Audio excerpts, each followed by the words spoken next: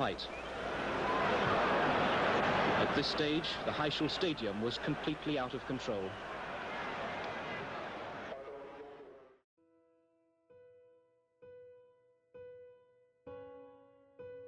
My full name is Carl Edmonds. And what was significant, or something that was significant, when the Liverpool thing started.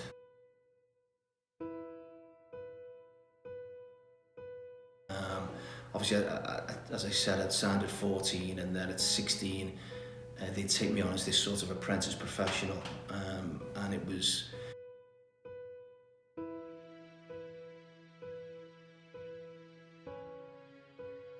And it just so happened that if people follow soccer, Liverpool at that time, in 1985, were in the Champions League final. It was then called the European Cup. And they were playing Juventus from Italy in Turin. And the game was to take place at the Heysel Stadium, which was in Belgium. The Heysel Stadium packed to capacity. The rival fans were segregated in different parts of the stadium. But then between the rival fans, across the metal and concrete barriers designed to keep them apart, taunting which led to scuffles, scuffles to fighting, fighting to full-scale riot.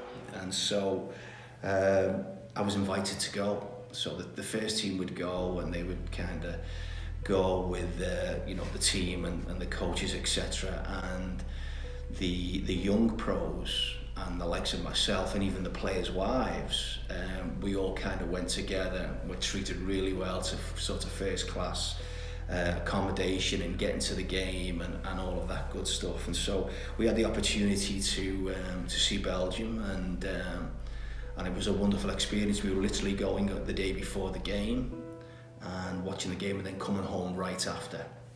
And so the Heysel Stadium, I think it held about 60,000, and Liverpool itself, well, their fans could probably bring 60,000 to that game quite easily.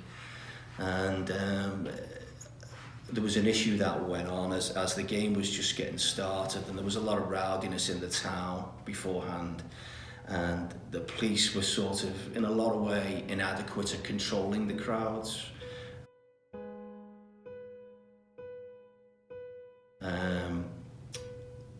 And I've still got the ticket to this day, and the ticket was sort of just like a rectangle, almost like a phone.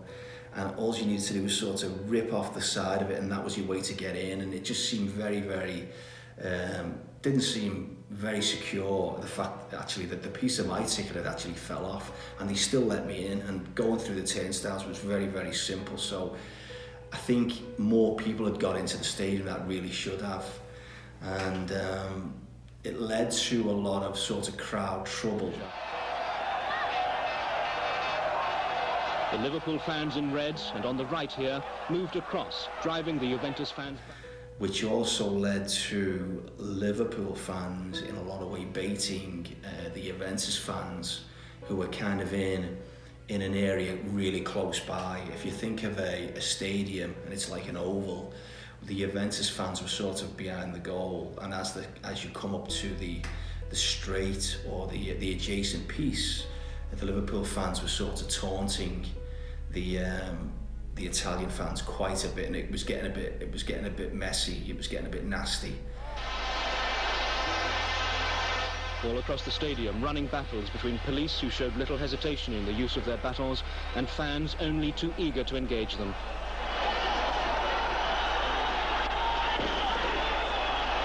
Liverpool officials appealed for calm. They might as well have switched the loudspeakers off.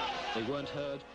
Chairs were going out and getting hurled, bottles were getting hurled, and as the sort of Juventus fans sort of moved away towards the front of the terrace, the wall collapsed at the end, and that caused a huge pile, and people were being piled on top of people.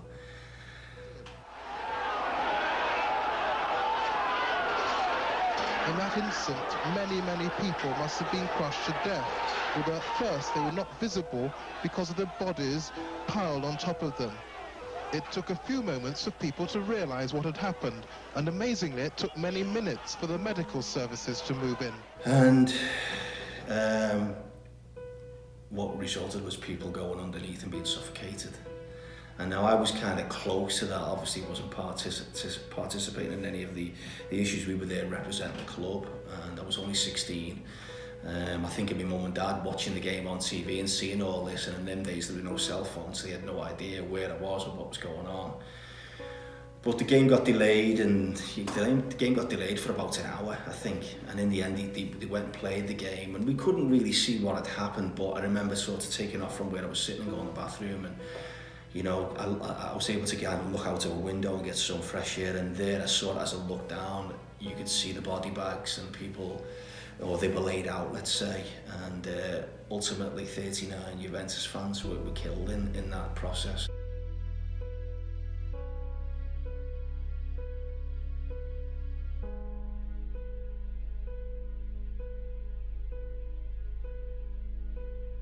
So that was a very sort of rude awakening to how I was going to start to try and become a professional footballer. That, you know, it means so much to people. Sometimes it gets the better of them, and it goes to show you that if these venues and if these games are not policed correctly, then, and you've got massive crowds of passionate people, and a few people that really shouldn't be at games who are there to cause trouble, then, you know, life can be lost.